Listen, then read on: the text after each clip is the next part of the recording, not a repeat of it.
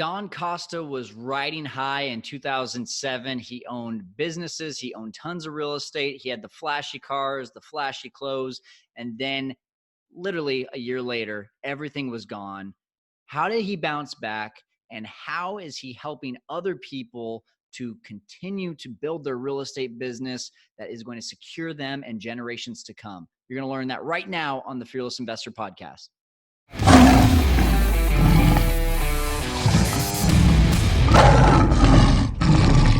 Everyone, I am so excited for this episode today with Don Costa. He lives here in Fresno, California, but he's one of those guys that I would not be surprised no matter where you're at in the country if you haven't heard of him, because he has the Flip Talk podcast, which is all about, of course, real estate investing. He has been in real estate investing for 17 years. He has education systems, masterminds, courses that are helping tons of people. But really today, we're not going to talk a whole lot of strategy with Don. I wanted to really dive into what does life look like for Don, someone who started in real estate, and before he started in real estate, struggled his way through the bar industry, then owning a business, and then, was successful with real estate. The 2008 crash happened and everything is lost, and what he's done really to recover from there, but really like what makes him so special and what makes his life so much different today. Those are the things that we're going to get into. And hopefully this really helps you to see that you can do this too. This is not just a start from the bottom and now we're at the top and it's just a straight line up. There's a lot of zigzags. And I hope that's what you see. I hope too, before we get into this, that you'll take the time to go to fearlesskyle.com/consultation, because I know after this episode, you're going to have questions. You're going to wonder, what did Don do?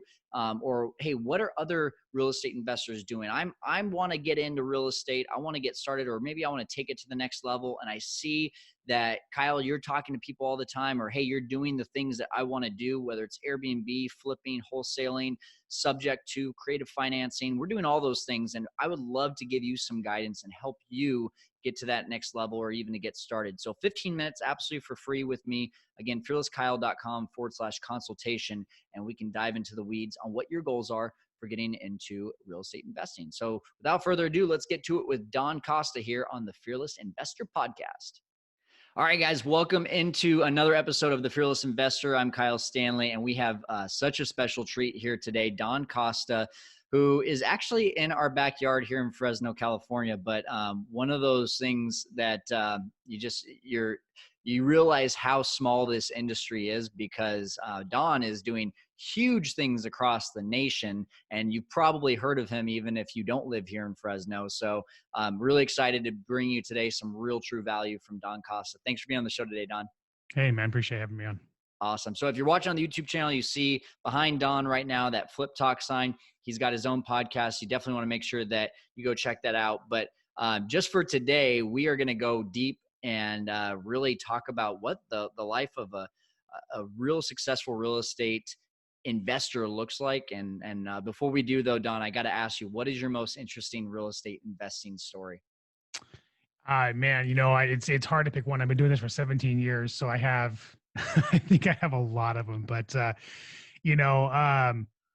best one I want to say is when we closed via text message that we made 165,000 on.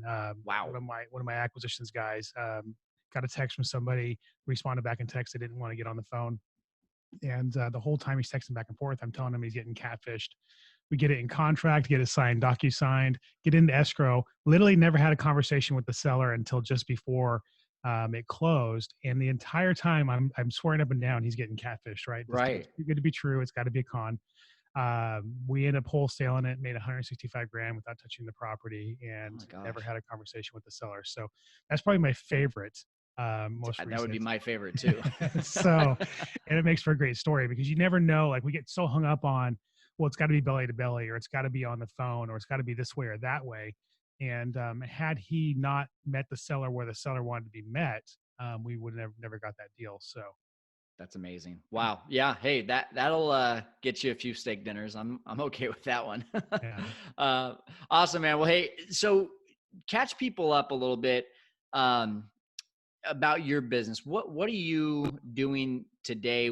Talk about the volume of your business. I just need people to really truly understand, like, just how much you are doing in this game of real estate investing?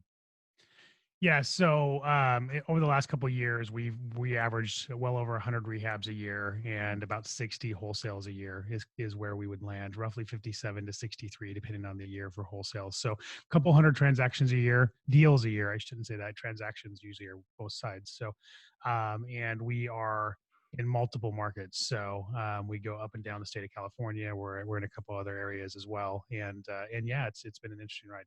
That's awesome. How big is your team?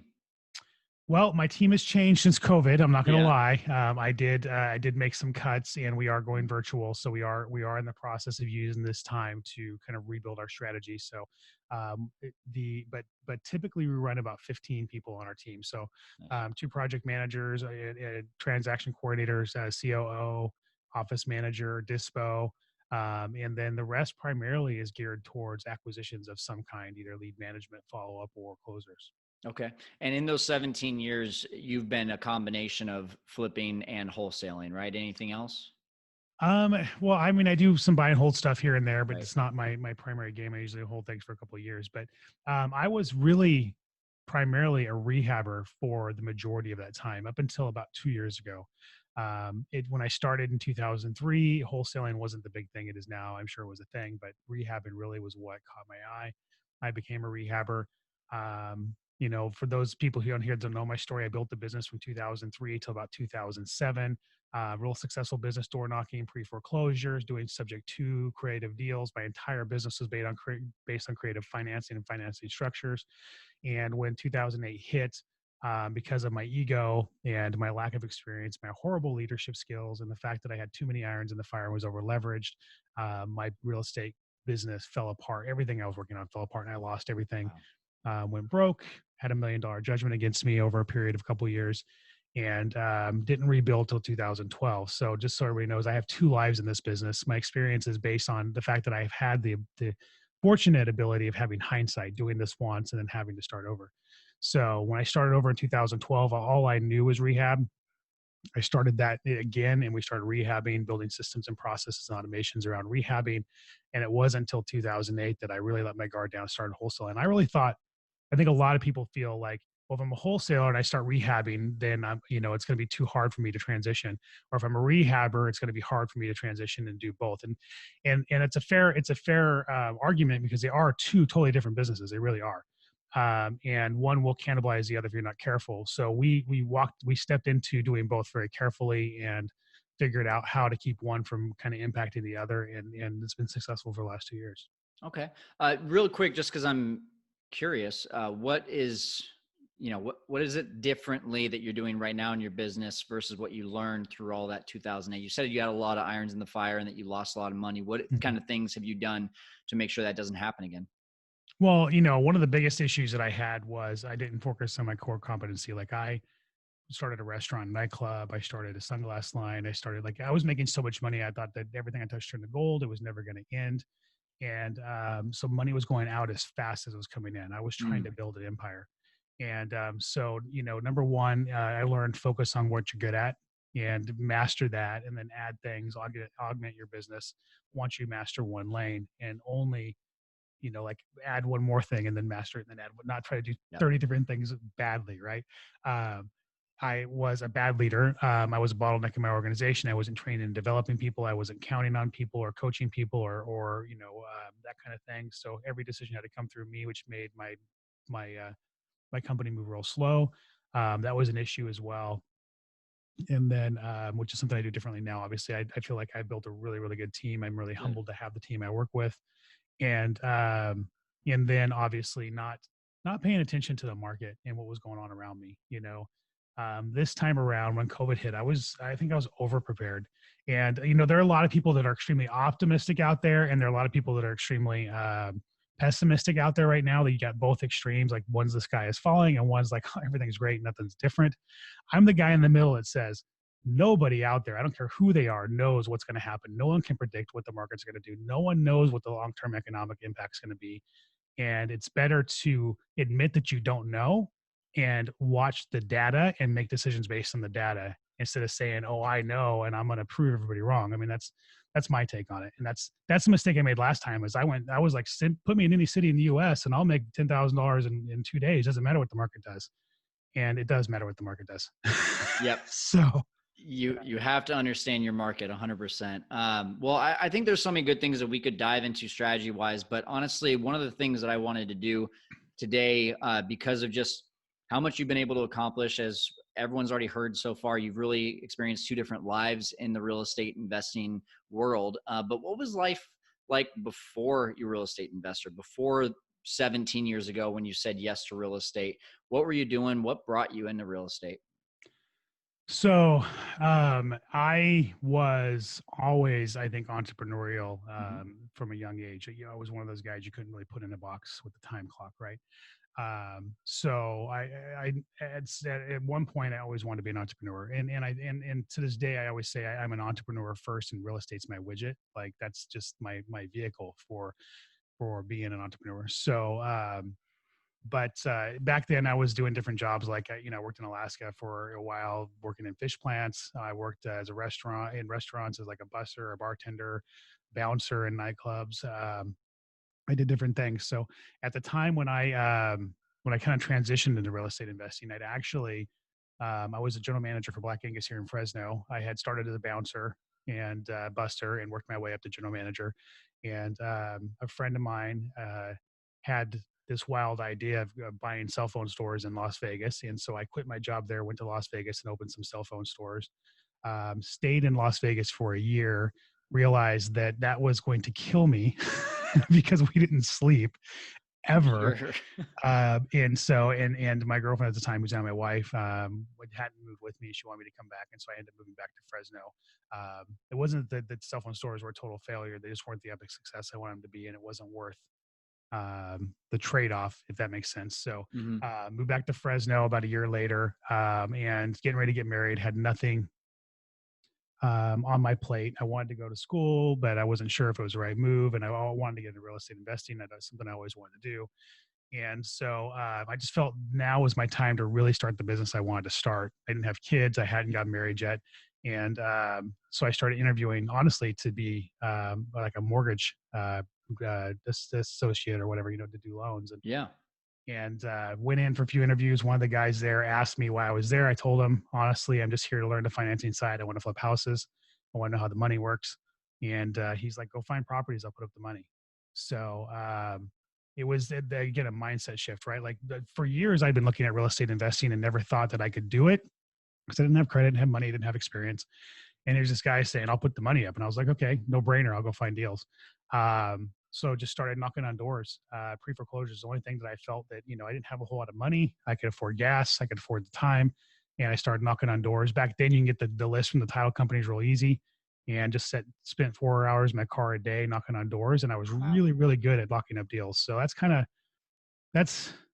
how it started. I mean, that relationship actually didn't work out. It's a longer story, but it actually didn't work out. The guy, we got the houses in contract and then he never sold them. He either kept them as rentals or he put family in them, and I never even got paid, but it still got my momentum. And that's the fun part of it. You look at these things, just for one more takeaway. It's like sometimes the things that are bad experiences, like that was not a good experience.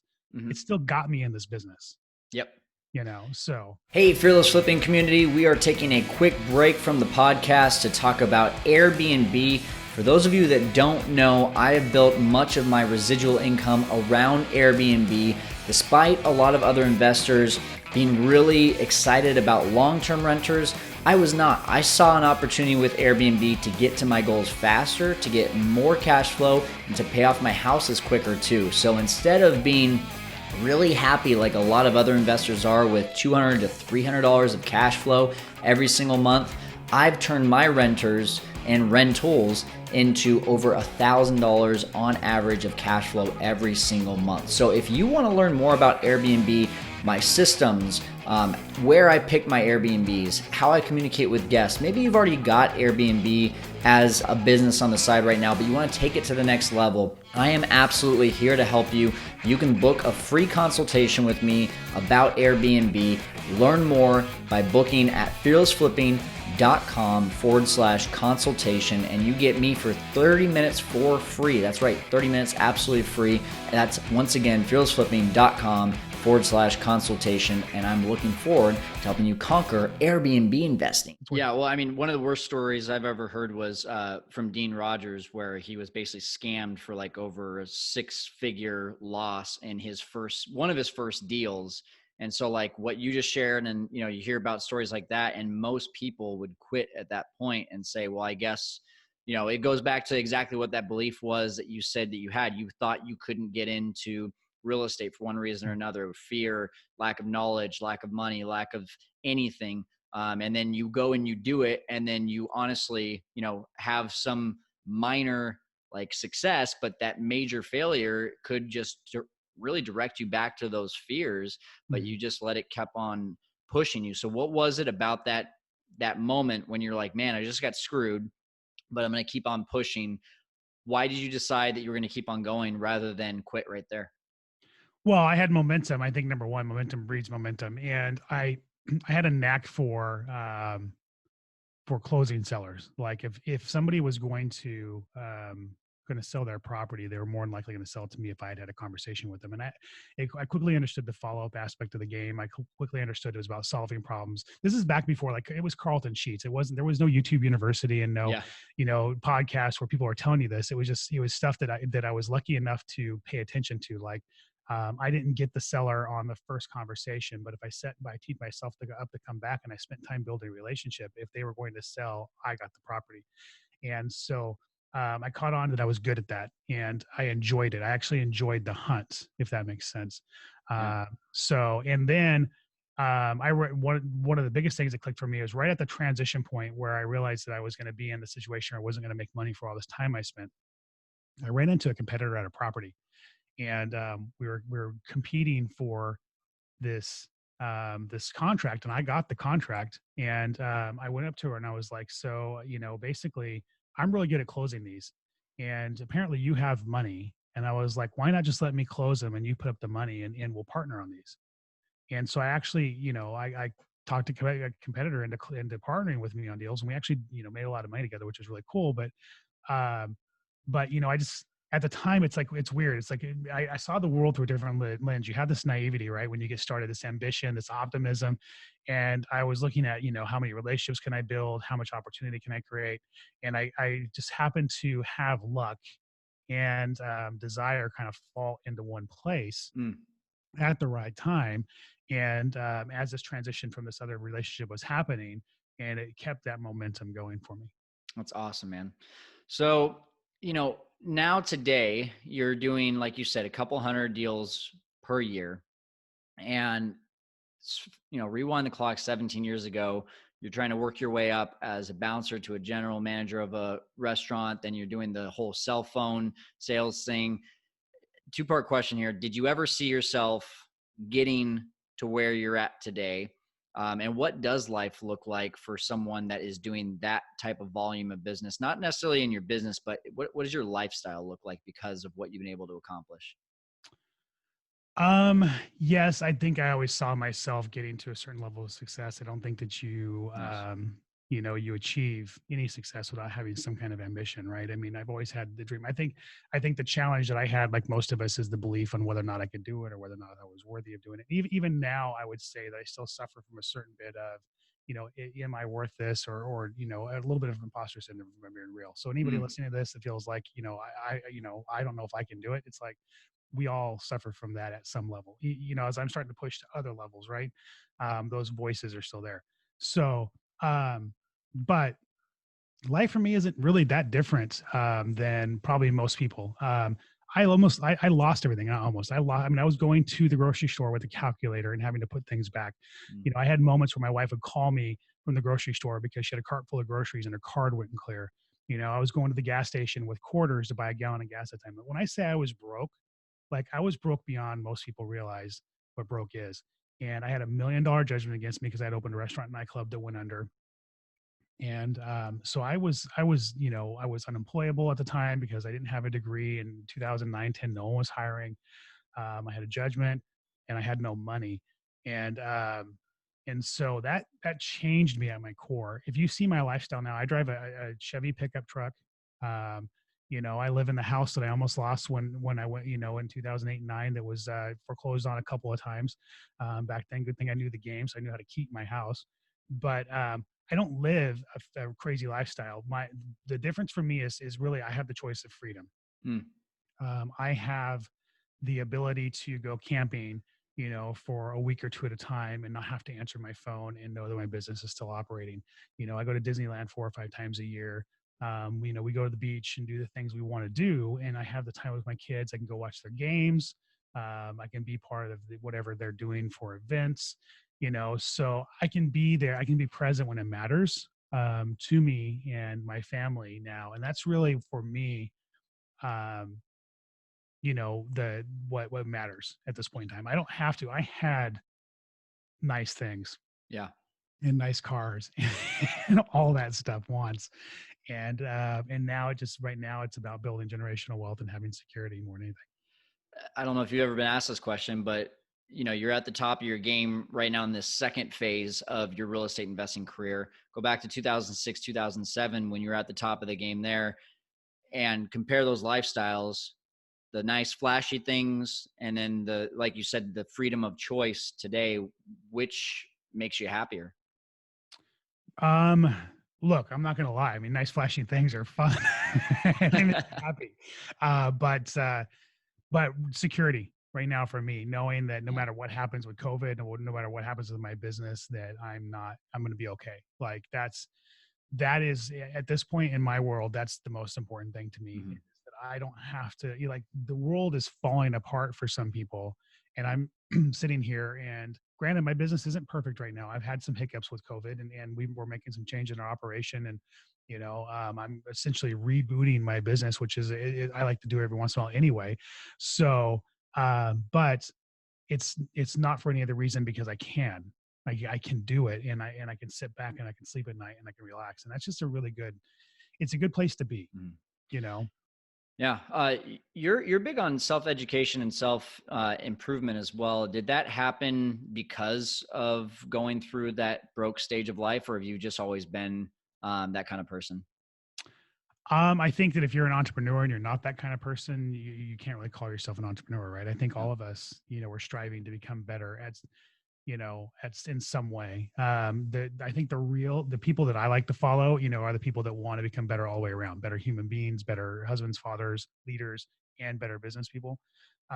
So I think that's, none of us come from, I don't know about you, man, but I didn't come from a family with money. And I didn't come from a family that understands money. And I'm not going to say that I'm the smartest guy in the room, and I understand money in a big way. But it's like you have to be on this journey to make yourself better, or you're not going to grow. yeah, You're just going to bang your head against a brick wall and fail over and over and over again. yeah. I've got one more question. You've got you really have, like, when it comes down to what people see of you, I think a lot of people are sitting here and they're listening and they're saying, well, yeah, he's doing 200 deals and he's got something special, he's got something that, like, I don't have. There's got to be that little, like, magic thing that he does that either costs a lot of money or needs a lot of talent. um, do you think that's true, or what what makes you as successful as you are, and are other people able of achieving that? Yeah, I mean, I'm not any different than anybody else. Like I said, I guarantee you, I'm not going to be the smartest guy in the room in any room I'm in. I like to keep things simple. I like systems and processes. I mean, I've learned the hard way to count on good people and get out of their way and let them be good people. So I think the one thing I have that some people may not have is experience. Other than that, it's just decisions to do things. I always share, like, something you may not know, but if you look at pictures, I have 3 years worth of content. If you go to Facebook or my Instagram at the real Don Costa, or any of that, I have 3 years of content. You go back and look at 3 years of contact, and you will see that a little over a year ago, I was over 300 pounds. Right. Mm. I had let my health go when I lost money and everything else, and I've been on a journey for the last a little over a year to drop weight. I'm down about 70 pounds. I'm into the 220s now. Nice, Yeah, congratulations. thank you. My goal is to be under 200. Um, and that is, and why do I bring that up now in a real estate conversation? It's because it all goes back to the same thing. It's about a decision. It's about a decision to take a journey, even when you don't know what the exact outcome is going to be. You're going to set a goal and you're going to take that journey, and it's little steps. I didn't just make a decision to go lose the weight and make a 70-pound drop in 2 weeks, like a lot of people think they need to do when they start real estate investing or any other business. It was a pound here and 2 pounds there, and then a setback, and then a couple pounds here and then a setback, and then maybe 20 pounds there and a cheat day, and readjusting. And my goal was to do it in a year, and I missed my goal. But do you consider that a failure? No, it's not. I'm still on the journey. So, and it's all the same thing. And people oversimplify or overcomplicate. They want to eat the whole elephant at once, right? They want to just be successful out of the gate and have all the knowledge out of the gate. And you can't. You have to understand that it's steps and education and learning and readjusting on the journey. And it doesn't matter what you do, whether you want to bodybuild or lose weight or start a business or anything that you want to do, run a marathon, right? um, it's about taking those first steps and then readjusting along the way and working to become better. And I think the only thing that separates me from most people is I just put my head down and go to work and make it happen. Mm, that's awesome. There really is no magic answer. There's no magic pill that, there's no red or blue pill. One's going to give you success. One's going to give you, failure or whatever. But I think a lot of people really think that. I think people think that, oh, if I don't get a deal in my first couple months, I'll never get a deal. Or if I get a deal and it works, but then my next deal, loses me just as much as I made on the first one, then I'm not cut out for this. The first one was luck. And I just I don't know. I think that more people, really that's why the name of our show has the word fearless in it, is because we have to just, at some point, we either let our fears conquer us or we conquer our fears. And I love having people like you on the show, because there's plenty of things that people are listening to right now. They're probably like, wow, that's scary. I don't know how I would have reacted to that, but it's stories like yours that hopefully are encouraging people to take that fear and conquer it rather than the other way around. So thank you for helping our audience to conquer the world of investing today. But I want to make sure that people also know, beyond Flip Talk, which is an awesome podcast, people should go download it right now. How else are you helping people in real estate investing? Yeah, I mean, of course, I have a ton of content out there. I do like giving back and sharing content. We have a mastermind community called the Inner Circle Elite. You can always check it out at beinthisroom.com. We're building. I got the greatest compliment yesterday from one of our members. He's like, I don't know if you did this intentionally or unintentionally. He's like, but the people in the room in our group are incredible people. He's like, I haven't seen that in any other group. He's like, you're building a family of people that are just, they're giving, they're sharing, they're ready to help, and that's really what it's about. We're looking for people who just they want to, they can implement what they take, and they're willing to give, and they're willing to be part of something that's helping them build a better business. So there's that aspect of it. I'm actually getting ready to launch a course called Ready Build Scale. Should be out here in the next couple of weeks, where we're going to take you basically, and our, like, we went through, and in fact, I'm looking at it right now. I can tell you we have almost, I'm already at 100 something. We have over 200, close to 200 and 300. Wow. Over 310 documents. Wow. Everything from acquisitions, training, hiring, onboarding, tracking, disciplinary actions for your team. 300 document dump that's going to be in this course. That's awesome. Basically, business in a box. This is my business and Mike Cowper's business. Basically, all the documents and training systems and processes we use in our businesses, and that's getting ready to come out. So they can always reach out to me at donfliptalk.com if they're interested in something like that. Perfect. That's awesome. I don't know if we heard your handle on Instagram. At the real Don Costa. Perfect. And one more time did you say innercircle.com? What was the name of that? Oh, the Inner Circle Elite, and it's beinthisroom.com. I mean, you want to be in this room, right? That's the, got it. So absolutely. Cool. Awesome, man. I love it. I love it. Well, again, thank you so much for helping our audience to conquer the world of investing today. We really appreciate you being on, Don. All right. Thank you. All right, everyone, the show notes for this one, fearlesskyle.com/Don Costa, DonCosta. And you can get all those resources that he talked about there at the end. I would definitely go subscribe to his podcast too. Go check him out on Instagram. and just continue to see the content that he's pumping out. Just like me, he loves giving stuff away for free, loves giving away great content, great motivation. I mean, you'll see a lot of his students having amazing success too. He really is building that family in his masterminds. I see that every single day on his Instagram. And so he's definitely a guy that you want to be a part of his organization, or at least a part of his content. So thanks so much for joining us today on the Fearless Investor Podcast. And thank you for continuing to learn how to conquer the world of investing. We'll see you next time.